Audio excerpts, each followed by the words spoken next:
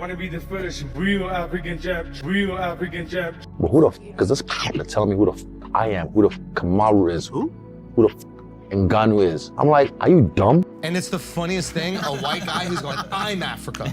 I train in Africa. I know what it's like to be African. You're in New Zealand. Kamaru, you're in America. Trust me, like, you understand. I'm here now. I'm gonna f this guy up. I'm gonna torture this guy. The bad blood in the build-up to this fight stemmed from Du Plessis claiming he's the first true African UFC champion, disregarding Adesanya, Kamaru Usman, and Francis Ngannou, who he argues did not reside or train out of the continent when claiming UFC gold. I'm the African fighter in the UFC. We wake up in Africa every day. We train in Africa, we're African born, we're African raised. That's an African champion, and that's who I'll be. Israel Adesanya left Nigeria as a child due to his parents relocating. DDP's whole point is that he never left Africa and became a champion while living in South Africa. The comment that really got under Adesanya's skin was when Dricus said he will be the first real African champion. According to information available on the internet, Du Plessis is a speaker of Afrikaans, and the Du Plessis family is of French descent. Being irked by the real African comments, Israel Adesanya urged Dricus to do a DNA test to know where he's from. You ever heard of Ancestry in Me? Of course. If you do Ancestry in Me on me, I know where the f I'm from. If you do it on him, he'll find out where the f he's from. And I'll tell you, it wouldn't say South Africa. I'll tell you that it wouldn't say South Africa if you do Ancestry in Me or whatever thing, because they'll tell you where the f he's from. He'll know his real heritage. So I know that, and I never questioned him as an African. So who the f is he to question me as an African? As a side mention, Kamaru Usman also shed light on the comments made by Dricus Du Plessis at the UFC 286 Media Day. You know, just because I go to China and my parents are in China and I'm raised in China, that doesn't make me more Chinese than the people from China. The first time Israel Adesanya talked about DDP was the post-fight presser after he had beat Alex Pereira at UFC 287. Israel called him out without using his name. I want to whoop his ass so bad. I want to whoop his ass so bad. I want to do it in South Africa or Nigeria, and but he's got to do work. He's got to do something. Show me something so I can whoop that ass and I can show you history. I'll remind you, because you got to choose your words wisely when you speak on people that have come before you, people that paved the way for you. You got to pick your words wisely. You want to try and be a big boy. You want to bamba. You want to G with the big boys. I pray to God he keeps winning. I will gladly drag his carcass across South Africa. Do you want to make threats? Come and show me how you drag my carcass around. I would love to see you try. Meanwhile, Dricus Du Plessis appeared on Ariel Helwani's MMA show, backpedaling around his real African comments. I was not aiming anything at them. I was aiming something at myself, that I will be the first champion that resides in Africa, that will take his belt home to Africa. I never said they weren't African or I was more African. Of course they're African.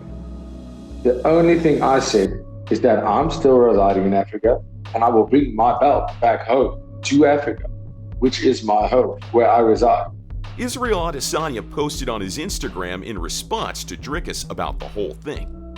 Izzy said, "Don't play the victim now. Stand on your original statement. Say it with your chest. I never discredited you. As a real African, you tried to discredit 3 real African UFC champions. You started this, and I will finish this. That's not a threat. That's a promise." You're gonna beat him until it's black? Yeah, on that. You'd be a real African then.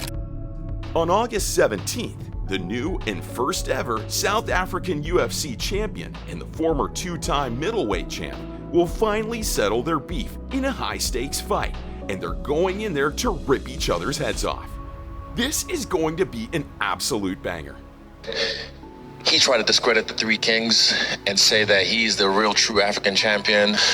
That ticked me off a little bit, so that's what started this. But again, I'll finish it. I won this belt from South Africa. I didn't travel anywhere else. That was the only thing that I stated. So never discredited anybody, but quite frankly, I don't really care about how it rubbed him off the wrong way. I don't care. I don't really give a fuck where he's from, but I'll show him who he is. Yeah, whatever that means. One more interesting narrative going into the fight is that Israel Adesanya is coming off a year-long layoff. Is it a situation where Izzy has one foot out of the door, or is he more motivated than ever?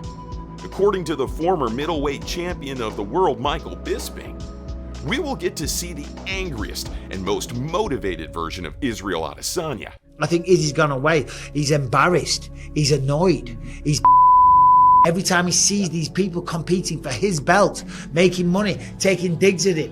You know, it's not like he's damaged goods. The only damage he's had is mentally in here. So he's going to come back, and I think it's going to be a very, very dangerous Israel Adesanya. Adesanya is going to face the most awkward and trickiest opposition to date. Ever since Dricus came to the UFC in 2020, he was constantly doubted. It felt like every fight he had, we thought, okay, this is definitely the one where he will lose.